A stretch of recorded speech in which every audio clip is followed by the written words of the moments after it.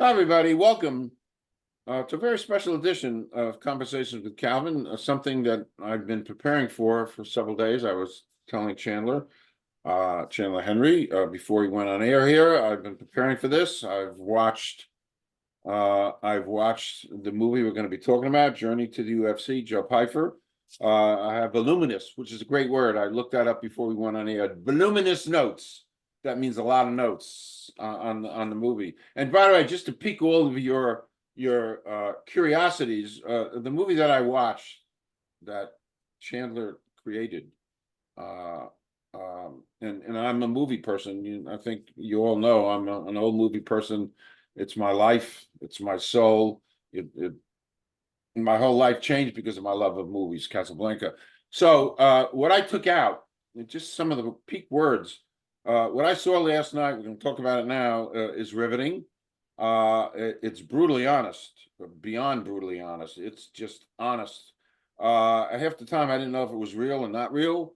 It used to be a commercial in the 60s. Is it Memorex or is it not? Before your time. It's so real, gripping, and we're talking about UFC. It's not my world is Rutgers basketball. It's not, but wow, uh, um, it's raw, and it is purist. It is purist determination on the part of Joe Pyfer. My my goodness. So that's what we're going to be talking about. We're going to be talking about a very fascinating and accomplished filmmaker, Chandler Henry. And I've done my Johnny Carson monologue. You may or may not know who that is, but that's all right. You do. Okay. We're gonna that's done, and I'm really thrilled, Chandler, to spend some time with you now. So take it away, do a little bio, and then we're gonna jump into the journey to the UFC, Joe Pyfer. Hey, yeah, my name is Chandler Henry. I've been working in the mainly sports documentary space for about 5 years now. I've had the opportunity to work with many, many talented athletes, but to bring it right back to the film, the athlete that got me started in working in sports and athletes was Joe Pyfer. Him and I went to high school together and we were friends back then. I got my start making YouTube videos back in the day. I taught magic tricks on YouTube and I grew that YouTube channel to 350,000 subscribers, Wow. teaching magic tricks and card tricks. Wow. And through that process of filming YouTube videos, being on camera, editing my own stuff, writing my own stuff, that's what got me to make a documentary on Joe Pyfer in 2019. There was a first documentary that I made. It's much more amateur than this one, obviously, a long time ago. And that documentary got me my first job working in film. And that eventually led me to where I am today. Hey. So that's how you got started in film. When did you and Joe meet, and when did the idea of this documentary come about?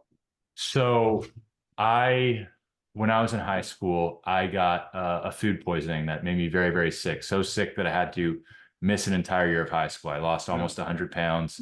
Wow. Um, so I was a year ahead of Joe, and Joe was living in New Jersey at the time. And then I had to repeat a grade. So I went down one grade. So I was now at the same grade as him.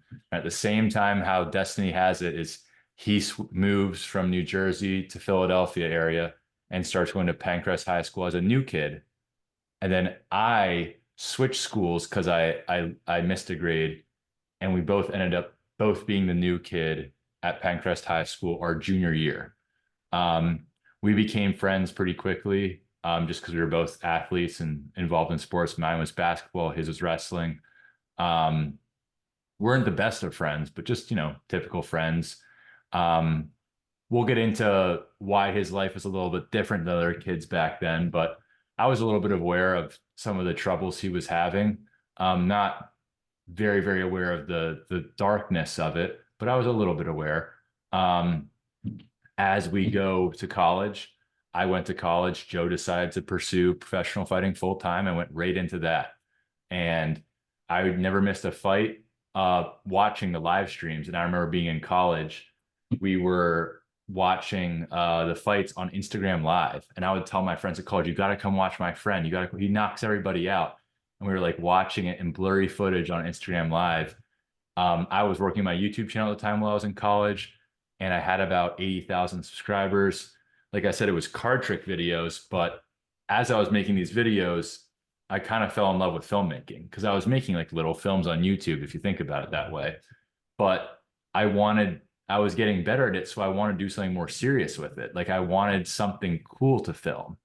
So I texted Joe and I was like, hey man, when I'm home from college this summer, let's try and make some cool fighting promos together for you. Like I just have a new camera I'm learning how to use. I got this YouTube channel, we can promote you. He said yes. And then that was the top of the little snowball that started rolling downhill. Um, yeah, it's a long journey, me and him. That's a long journey. Um, for this current film, Journey to the UFC, Joe Pyfer, when did production for this like start and finish? And I know that this wasn't the first thing that you had done. You just mentioned you had done something else with Joe earlier on. Yeah, so I made a documentary in 2019, and we'll get into the story of Joe and why it's so fascinating. But in 2019, Joe was a regional fighter. He wasn't in the UFC or close. He was close to being in the UFC, but he was just on the regional scene, the minor leagues, if you could call it that, if you're referring to baseball. Um, and sorry, I lost my train of thought there. What was the question? Uh, um, uh, when did it actually Oh, yes. start? This Sorry. film, Sorry. when did For this start? this one, yeah. So I made the original film in 2019 on his life story. And then Joe had some pretty crazy things happening in his climb to get to the UFC. And then as a filmmaker, one of the things that I always regretted was that I got such an amazing story from Joe. His life story is incredible, but I made a documentary on it when I wasn't that good at filmmaking. I was still an amateur. And I was like, man, if only I could go and redo that story with what I have today. And then some stuff had happened in Joe's life that had made the story even better than it was in 2019. He was in the UFC. He had overcome some insurmountable odds. So I said it was the summer of 2022 when he won his contract to get into the UFC, and he was about to have his UFC debut. And I was like, hey, I deleted the old documentary off the internet. Let's make a new one. Only, 50,000 people saw the first one. So let's have the whole world see this one. We'll do it again. I'm a lot better now. We'll do it the right way. And with the new aspects of your story, which make it even more unbelievable, we're going to make it even better. So that started in about August of 2022. And I finished like the last day of 2022, like December 31st. Wow. My first draft at least. And then I finished it up like late January, I would say, Okay. of 2023. Okay.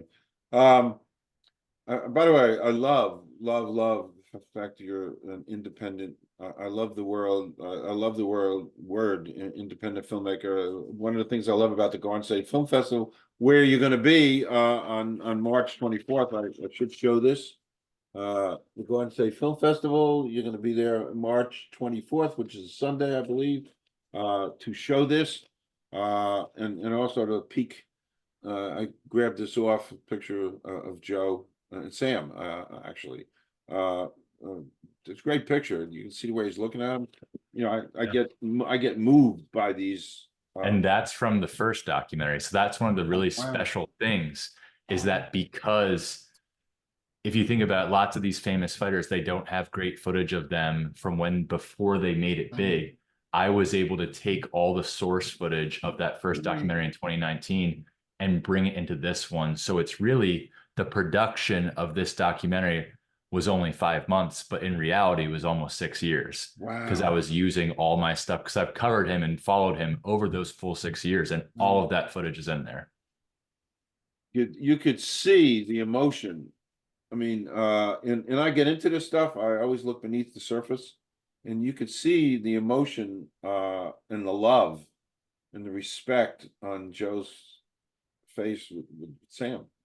Yeah, it's one of my favorite shots from the first film. That's so Exactly. funny that I picked that up because I looked at a bunch of things and I saw this, and it's like, wow, did that resonate with me? So, which is a good segue question. I love independent filmmakers. I'm an independent writer, self-published. I love that. I love, and that's what I love about the Garden State Film Festival. So many independent filmmakers. It's great stuff. A lot of independent filmmakers work on a small budget. How big was your team for this undertaking? Just me. I'm looking at it. I had a Yeah, feeling. yeah. It was just me. And I'm very thankful that I don't think that impacted the final quality at all. Um, I don't say that in a bragging way. I think the main reason I was able to pull that off without a team is because of my proximity to Joe, right? I would never let anyone else edit this. I would never let anyone else do the interviews. When I'm interviewing Joe and he's crying, when I'm interviewing Sam and he's crying, it's just me and him in the room and three cameras. There's no sound guy, there's no nothing. And I personally think that like if I had a sound guy with me, like that you're not going to get that same emotion out of people when it's just two friends sitting in the same room. You forget that the cameras are there. So it was just me and my footage that I've had over the past 6 years. And I had to learn a lot of new things to make sure I was doing it right, a lot of practice to make sure I could do it right in the moment. A lot of, with the production speed, doing it all in 4 to 5 months, it helps that I've written and wrote this whole thing in my head for the past 6 years. I knew exactly what this documentary was going to be. And I had already made one on Joe before. And the storyline of that first documentary is really just the first 20 minutes of this one, re-edited Right. and modified in a way that moves faster. So it was just me. And we made it happen. I think that that would be a surprise to lots of people hearing that with the quality that I was able to pull off. Oh yeah, could have fooled me.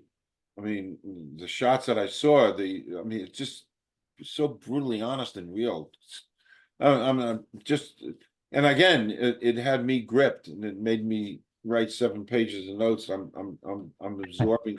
I'm Yeah. excited to hear what they By are. I'm the way, excited. I love I it. haven't done this since my senior year in college, as far as note taking goes.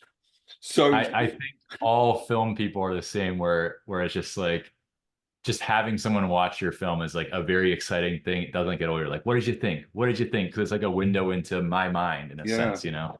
And I got to tell you, Chandler, I'm maybe it's my age being a septuagenarian, but at this stage of the game for me, and I watch a tremendous amount of movies, a lot of old stuff. I go back to Casablanca once a month, but and I just appreciate the art of filmmaking and what goes into it, the use of shot, the use of everything, and I'll start watching something in 3 or 4 minutes. I'm done and done.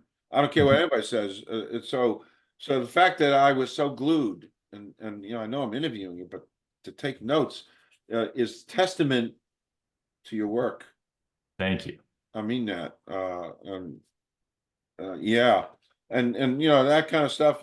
Being a septuagenarian is not necessarily in my immediate field of interest. I was going to say Field of Dreams, another little movie thing, but not my. But but the human. It's the human interest. It's not a. It's not a fight. It's not a sport movie. It's a human interest story of this amazing guy and his journey. Um, what was the hardest part of this story that you had to get right? I mean, it's heavy. So what was the hardest to navigate in the editing and the filming and stuff? Honestly, when you see the film, the emotions that Joe are dealing with are extremely complex. It is not just hate. It is not just depression. There's many complex emotions and complex relationships that have evolved with Joe over 20 plus years. And handling that in a way that doesn't take away from Joe's success. I don't, something that Joe, he gave me full creative control. But the only thing he asked me is that I don't want this to be a sob story. And I'm like, good, neither do I. I want this to be something where you get up and you watch it, you want to get up and go work out. You want to go, you're inspired. Wow, I can do it too, type feeling. And that that was probably the hardest part to find the balance, because there's very sad parts of this film, and I try and pace it in a way where you have happy, sad, happy, and then it comes all the way up to a climax at the end, and balancing that out to a way where you're not just watching a sob story. You don't want to feel bad for the kid. You want to feel happy for him at the end of it. That's really, I think also testament to the friendship of you and Joe, and him trusting you with some really heavy stuff here and how you For sure. handled it. I think that's a testament, as well. Um, I just want to take a little bit of a deep breath here, and go off topic for a second. Not tremendously off topic, but what are some of your favorite movies? Wow. So I love the hero's journey, right? So superhero movies were all the rage a few years ago. They still kind of are, but I love movies that have a hero, and that's pretty much all of them. But like, I love Christopher Nolan movies. Inception is probably my number one favorite movie of all time. Interstellar is up there too. Uh, The Dark Knight Rises, and movies like that that are really powerful stories of someone overcoming odds.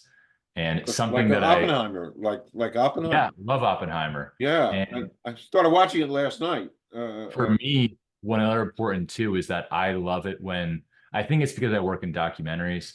I love it when movies are grounded in reality. And what I mean by that is, like, let's say if you're watching a Marvel movie and there's a witch casting spells and there's magic, right? It's like, okay, this is a fun fantasy. And fantasy movies are great.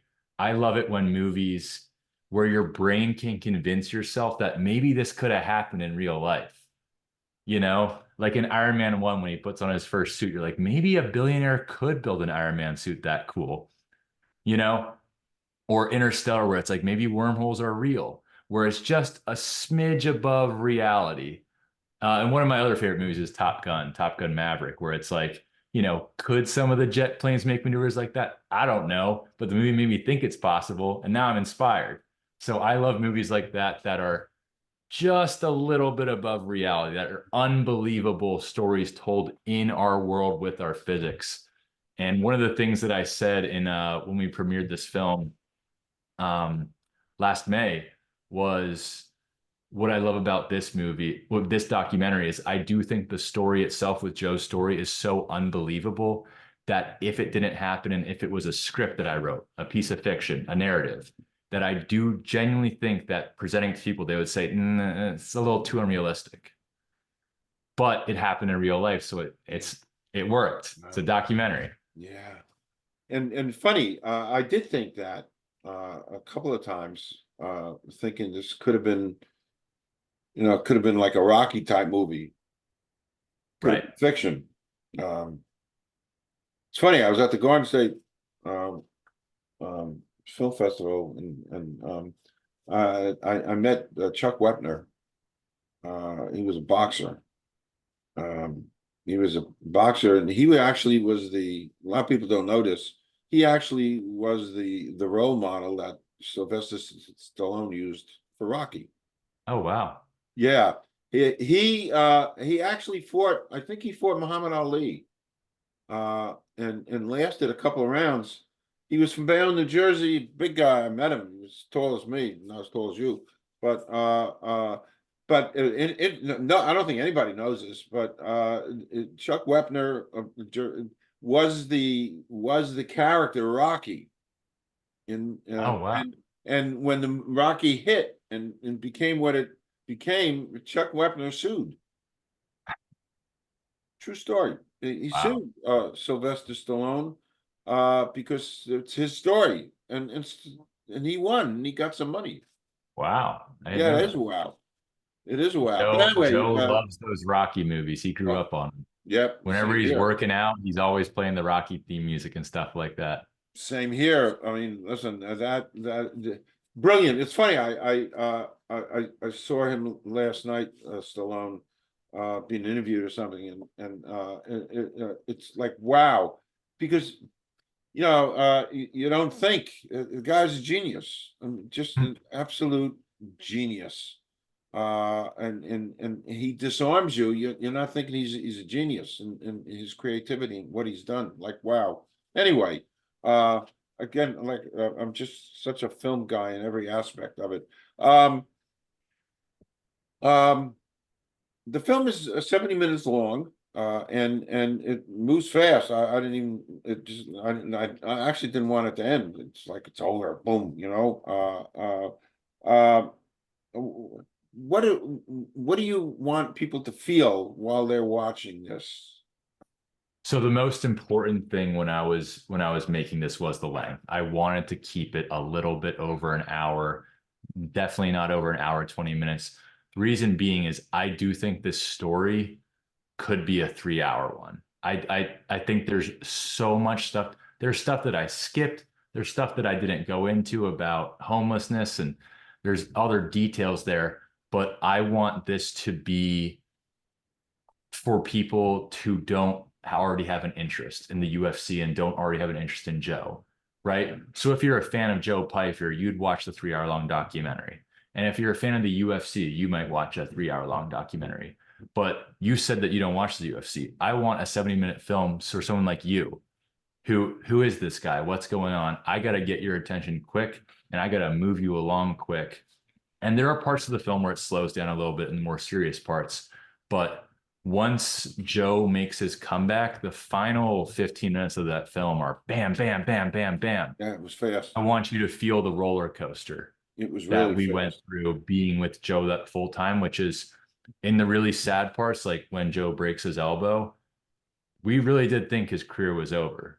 And we'll talk about it later, but that's why I wanted that interview with the doctor to confirm that, yes, it was that bad. So it gets a little bit slow there because I want the viewer to feel the same uncertainty we did of like, is he really gonna make it out of this? Like, what's the story here?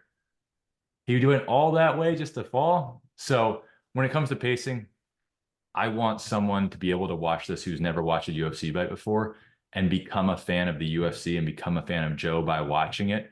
And when you have someone who's new like that, you don't have that much time with them. So you touched on it.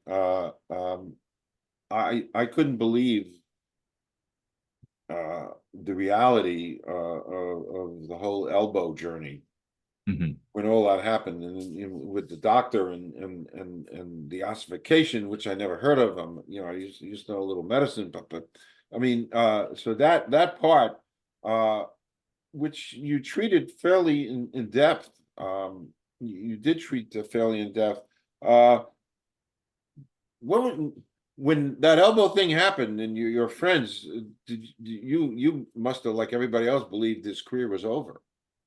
Yeah. So that fight was during peak COVID, and the UFC was still putting on fights. It actually wasn't the UFC, it was the Dana White Contender Series, which Right. Dana White's obviously the boss of the UFC. It's his, like, if you win in the Contender Series, you get to the UFC. So it is your tryout to make it to the UFC. It is the biggest fight of your career. You make it, you're on the UFC roster. You lose, you almost never get in there a chance, right? So it was during COVID. No one, I had been to Joe's, like I always was going to his fights in person. I tried my best to try and get a media pass to go film this because I knew it was going to be his chance to get to the UFC, and no one was allowed there. So it's completely empty. There's no crowd, no nothing. Oh. Um, I was living in Virginia at the time. I had some friends over to watch, and at that point, Joe had only lost one time in his whole career. He was 12-1, I think, maybe 10-1. Um, and the one loss was like a super fluke. Like it was a rough situation. So we had never really seen him lose. And, if you've seen the film, basically what happened is Joe was winning the fight and basically fell backwards onto his hand, and his elbow joint snapped backwards and inverted. And it's horrific. Yeah. I'm sure you're seeing it in your head right now as I describe it. Horrible. It's a horrific injury, and there's a loud snapping noise that you hear while watching. It's a real snapping noise. And I was watching on TV with my friends, and I didn't really understand what my eyes had seen when it happened. So the fight stopped. I'm like, why are they stopping the fight? What happened? because I guess your brain, it knows the elbow's not supposed to go that way. So you almost don't see it the first time it happens. And then I saw the replay and just immediately started crying because you don't have to be a doctor to see it and know that, oh, that arm's never going to work the same way again. The joint exploded. Wow. And knowing Joe's story up to that point and all that he had been through and overcome, I thought when I'm thinking about the hero's journey, this is his moment. This is the end of the film. He's going to make it. And instead, you have your story arc, resolution and the climax, and then it just goes in reverse back to further than you were before. And you're like, no, like Yeah. I'm a Christian and I'm praying to God. Like Yeah. that was what the plan was this whole time. Are you kidding me? Like I could not believe it. It was devastating. And I still have the text messages that I sent to Joe that night because I couldn't, he was in the ambulance. It was bad. You couldn't get in contact with him because he was in rough shape. And I wrote him a long text message that was like, I'd already made the first documentary on his life at this point. And I was like, this is just another part to your story. You're a special person that has a special story. And this is just going to make the end story even better. It's hard to see it now. And with how it's turned out after that, I'm so happy that I said that to him. Yeah. And that I still have that, And he believed it. He for knew it sure. and he believed it. And then Dr. Richard Tosti, Mhm. was he out of Philly? Where was He's he? at the Rothman Institute. Oh, the That's Rothman out of Philly. orthopedic thing. Yeah, and Okay. he is, I believe, I don't want to, if he watches this, I don't want to say it wrong, but he is like one of the top wrist and elbow surgeons in the country. Um, so when I was doing the documentary this time around, I told Joe, I really want to talk to this doctor and I really want to talk to him about it and get it in the documentary. And I was very nervous that doctors with like HIPAA and stuff that he would be, Oh, right, hesitant. right. Yeah. But he said yes, and I had to sign some paperwork so we could talk about it. And remember at the beginning we said it was just me. It was just me making this film. So this prestigious doctor said yes to me, and I show up at his office, and it's just me and some Wow. cameras. And I think in his head he's like, "Oh no, what did I say yes to?" Um, but he saw the final product and was very, very happy with it. He was able to come to the premiere. That's I think he great. might be coming to the festival. Oh, I'll have to wow. check with him. No, Oh, he is an amazing guy. I owe a lot to him for being in that film because for me, as the film director, one of the most important things to me is that you said you follow like basketball, right? And other sports. Athletes love to say, I'm just being honest, athletes love to say, oh, I thought I would never run again. I thought I'd never jump again. The doctor said I would never be able to do this again. And it's like a sprained ankle. It's like, nah, you'll be fine. Even something like a torn ACL, that's an 8-month recovery now.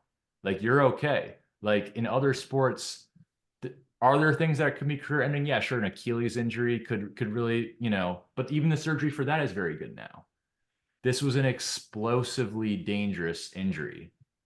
It was, I mean, if you're yeah. listening to this and you haven't seen it, it was awful. One of Yeah. the worst the sport's seen. So I wanted a real doctor on screen saying, yeah, there was a chance Joe would never be able to fight again and punch again. And we were very seriously considering not doing the second surgery because if we messed it up, Oh, he might not be able to use his hand to function again. wow. So when Joe had his first surgery to correct it, as you mentioned, the ossification, basically my non-medical understanding of it, listening to Dr. Tosti explain it, is the joint basically overheals. So his elbow had broken so badly that basically the bone kind of grows extra bone. And that extra bone was blocking his Oh, elbow from extending. It could only come out oh, this far. So they had to reopen the surgery after he had done a full year of rehab, oh, start over, open it up again, and manually shave the bone down to normal size and move nerves around. oh. And in the documentary, the doctor says it's one of the best lines of the whole documentary. Um, you either do this surgery and risk never using your hand again, or you give up your fight career. Like it is, if you don't do the surgery, you're done. but if you do the surgery, I'm being honest with you, there's a chance your hand won't work anymore. And Joe said, give me the surgery. Because he was so focused on that. And Only thing he's ever wanted to do was yep, fight. from 4.5 years old, right? Yes, sir. Yes, 4.5 years old. He's starting to. Wow. Um, Another off-topic question, just to take a deep breath here. I like this question. Really off topic.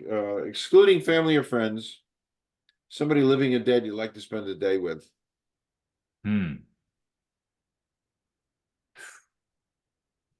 I don't know if this is cliche or not, but I'm a Christian, so I would definitely say Jesus. Okay, and I I knew you think being would. able to talk with him Yeah, and I without knew you prayer, would. real And it's war with funny. prayer. I talk about some of that stuff in here. Mhm. Jesus, interesting. Yeah. We'll I talk feel about. like that's kind of a cheating answer. Yeah, God, no, that's a but great answer. No, it's a great answer. And I anyway, one of my favorite questions. Um, the ending of the film, I think it's just a great ending. Boom, done. Mhm. I don't know if I don't want to be a spoiler, but great ending. Thank you. Just great. I wanted to make that ending for 6 years, and Joe gave me, with his performance and his fight in his debut, he gave me the opportunity to do it. Yeah. So basically, I'll do a real tiny explainer without spoiling it. One of a movie that's hated by a lot of people, but it's a movie that I love, but I understand why people hate it, is The Amazing Spider-Man 2 with Andrew Garfield. Now see where I'm going here. One of the reasons people hate it is because, not to spoil the movie, it's been out for like 10 years, so I don't know if I can spoil a movie that's been out for 10 years. His girlfriend dies, and he's Spider-Man, extremely depressed, doesn't want to be Spider-Man anymore. And then one day there's this big fight in New York City, and there's this kid, like a little kid, who puts on a Spider-Man mask and is about to fight this bad guy. The bad guy's about to kill him, and he jumps out of the way and stops him. Spider-Man's back, and the movie ends with Spider-Man throwing a punch, or he's throwing like a hub at the yeah, and that's how it ends. People are like, we didn't get to see the fight, and I was like, that's because that's the ending. He's back, right? You don't need to see what happens next. He made it. Yeah. So I mirrored that ending in my film because I love that ending.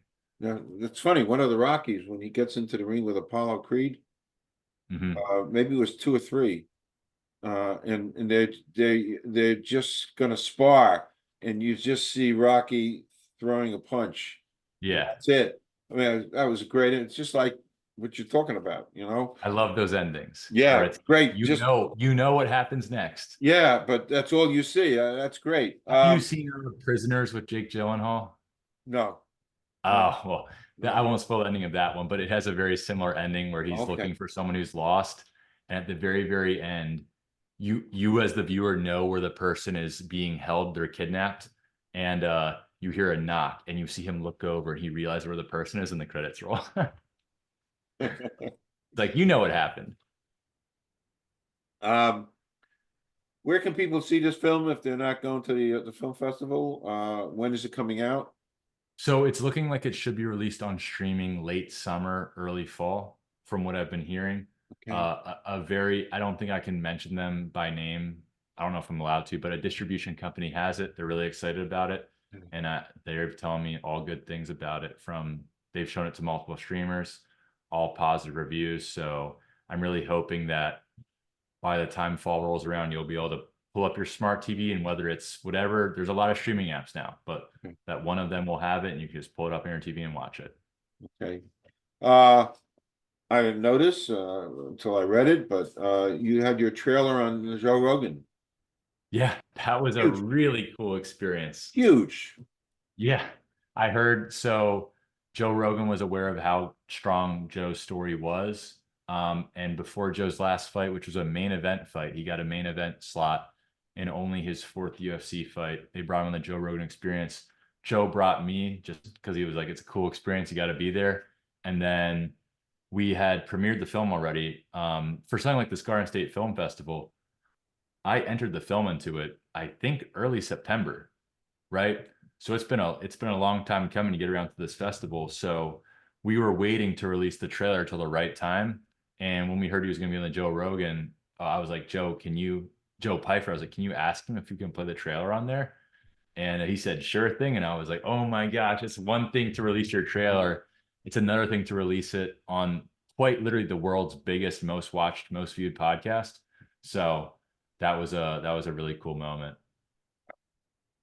Um, it's funny, your journey, Joe's journey, in the creating of this film. You never knew this would take shape and come evolve like it's been evolving. So that's kind of a storyline in and of itself, that you're where you're at with this film and the acceptance it's beginning to get at this early stage, and that's special. And part of it is also the other ingredient to this success is the friendship you've had with Joe Sure. all these years. So I think it just adds to the mystique of the film. You agree with me, of course, because Yeah, I mean, yeah, our careers, like when we both started together, we were both in the minor leagues. And as he's progressed in his career, we've gone up the ladder at the same time. I'm probably not as high as he is now. He's in the best fighting organization. I'm not like, directing Jurassic Park or something, but I'm able to produce my own films like this. So we've been growing together. And with how fighting works with promoting yourself, with having your story out there, and then for how it works with me, I need good stories. It's just been, we've been able to complement each other every step of the way, where I help him tell his story and I get to tell an amazing story. So it's just worked perfectly. it's great. The last part I kind of hinted. I want to just quickly come through my notes. There's a couple of things I wanted to highlight.